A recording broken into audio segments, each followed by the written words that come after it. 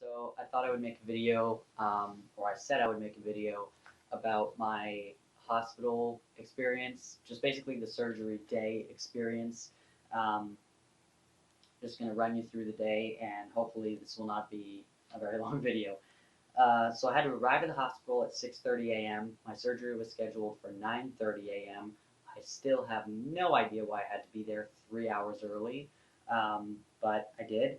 Waited in the waiting room for about an hour, and then I was brought into a pre-op room where I was told to change into the gowns, like the hospital gown. I had to wear a cap, and I was allowed to keep only my socks on, and I was wearing the hospital little slipper things um, on my feet.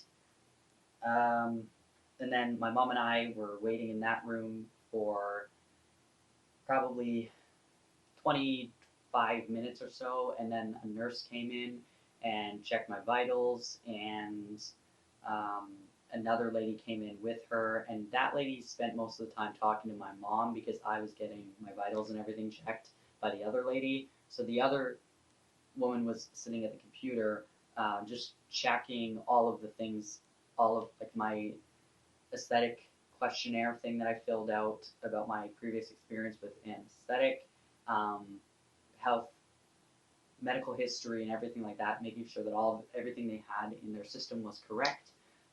So my mom basically took care of all that, and um, then I had to do a urine sample, and then I was laying down on the stretcher, gurney, whatever the hell you call it, and they put the IV in. So it went in my right hand. Thankfully, I didn't want it in my arm, um, so I was nervous about that because I had been told that it would be in my arm, and but it was in my hand. Um, then what happened after that? I don't remember. Um, oh, I was sent back to the waiting room. So I had to push the IV cart thing, and I was in the gown, the cap, the shoe things, slippers. Was sent back to the waiting room to sit amongst all of these people who were not dressed ridiculously for 45 minutes. And then I was called into another waiting room. That one my mom was not allowed to come with me to. So I sat in that waiting room for probably, I think I was called there at 9 o'clock. So I sat there for probably about 25 minutes because uh, the anesthetist and another lady who was in the operating room came to get me, and they just asked me a few questions, again about my previous experiences with anesthetic, and then literally they were asking me as we were walking to the operating room, walked into the room, laid down on the table, and then I was put under. Woke up. Surgery was 90 minutes, so surgery started at 9:30, so presumably ended at 11. I woke up in the post-op area, which is just an open area with a ton of other people who just woke up from surgery. I don't remember being woken up, and I don't remember being there for very long, but I was there for an hour and 40 minutes because my mom was watching my number on the waiting room screen, and it said out of surgery in the post-op room, which she's not allowed into. But I was there for an hour and 40 minutes because it was 12:45 when I was rolled into my private room, to my recovery room. I got a private room uh, because I'm trans. Um, I don't know who organizes that, if it was my surgeon who organized that for me or what, but I was told by my friend who recommended this surgeon to me that he also got a private room. Typically, you have to pay for the room, or you have to have insurance that will cover the room if you want a private room. I do not have either of those avenues. I only have OHIP, which is Ontario Health Insurance Plan, which does not cover private hospital rooms. You get the public room. But because I'm trans, they put me in a private room so that everybody else doesn't need to know my business. Which is I'm very, very grateful for. It was an absolutely wonderful experience. I'm really, really glad that they, took that into consideration and did that for me because I didn't ask for it. I didn't expect it. Nobody told me I was getting it. I just did get it. Like nobody at the hospital told me I would be getting a private room or anything. I did check on the sheet that I do not have insurance, and I had to check public room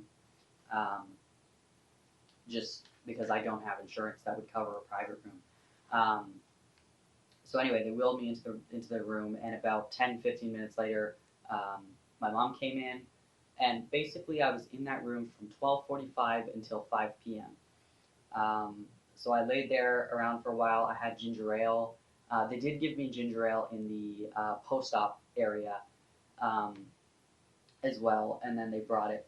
And I went through about 4 cups of ginger ale throughout those hours that I was there. Um, while I was recovering, my mom went and got the prescription for the pain medication in the pharmacy downstairs in the hospital. And so, yeah, I got my vitals checked several times throughout the day. Um, they ask you on a pain scale from 1 to 10 what you're feeling. Um, I never got above a 3. I was most of the time at a 1. Um, but yeah, there were times when I was kind of at a 3, but I never went above that, so I wasn't in a lot of pain at all. Um, Around 2 o'clock, a nurse came in to help me walk because the steps you need to leave the hospital are you need to walk around so that they can then take the catheter out of you, and then you can go to the bathroom on the toilet. And once you pee, you are allowed to leave the hospital. Um, but anyway, a nurse came in around 2 o'clock. Oh, also you have to get blood work done so that they can check your hemoglobin level, which I have no idea what that means. Um, anyway, around 2 o'clock, the nurse came in to try and help me walk. She then noticed that one of the lowest incision was bleeding a lot.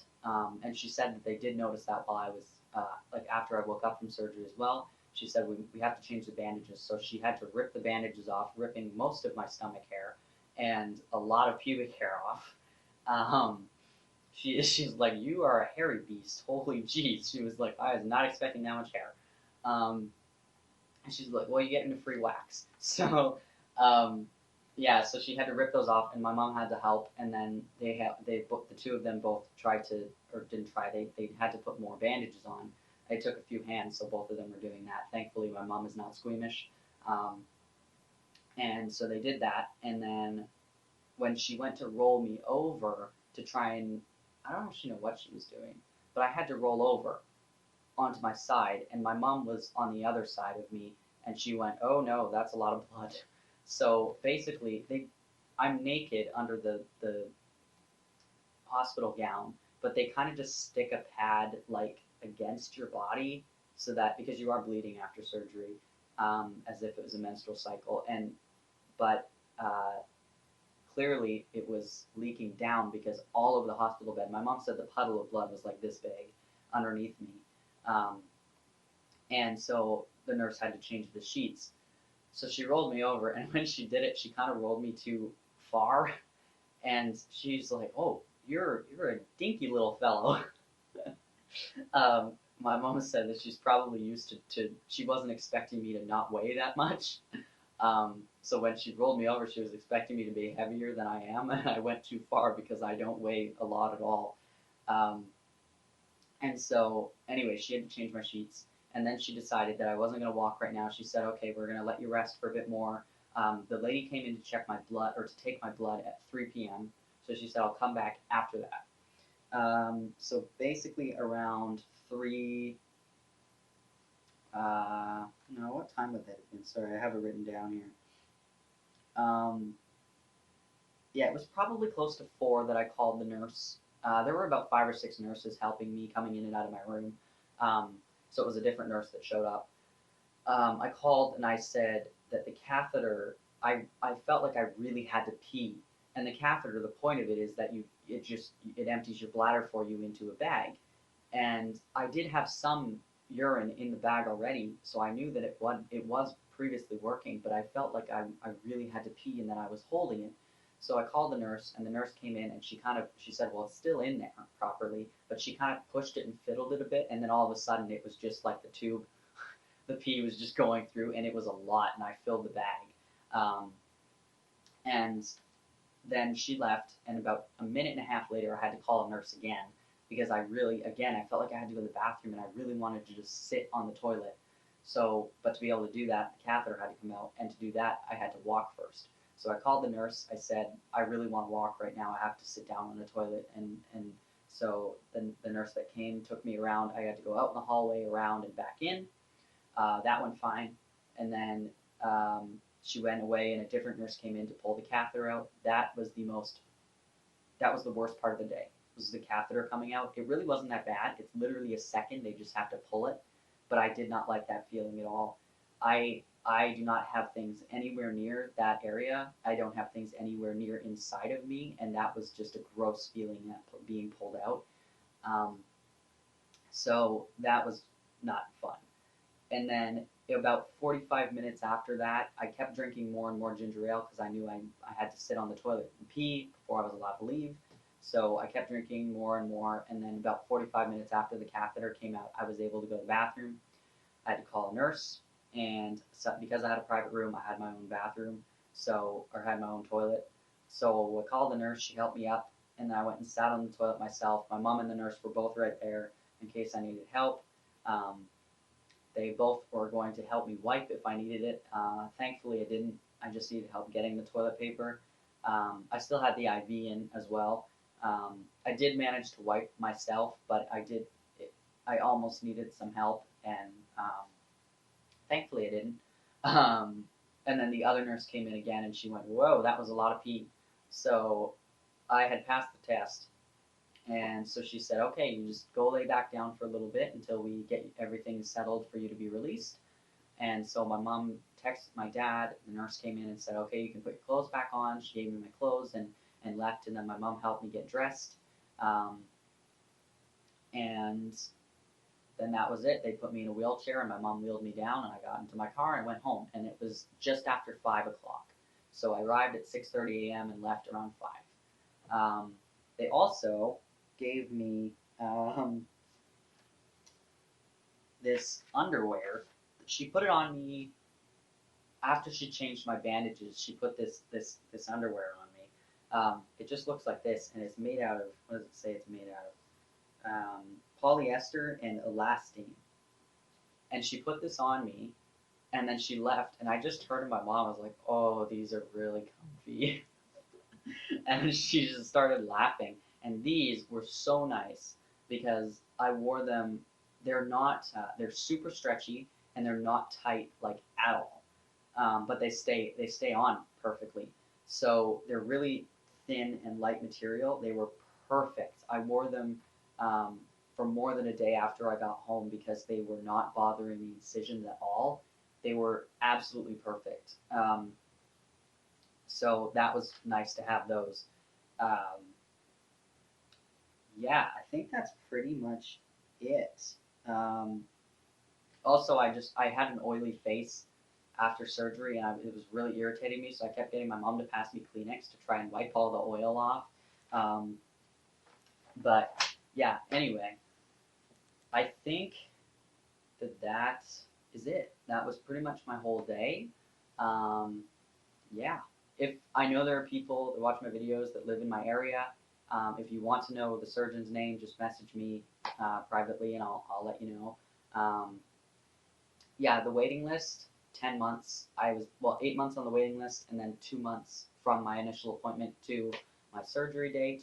But I was recommended the surgeon by a friend of mine, and he said it was the best experience he's had medical care wise, and he was absolutely right. All of the hospital staff, there was no disrespect, there was no misgendering, there was just no mention of the fact that I was trans. They just all took it in stride, and there was about 15 staff that I was dealing with in total, and none of them ever made me feel uncomfortable or anything. I was just laughing and joking with them, and they didn't make me feel like I was different or like I should feel ashamed about the fact that I'm having this surgery. Like there was no disrespect.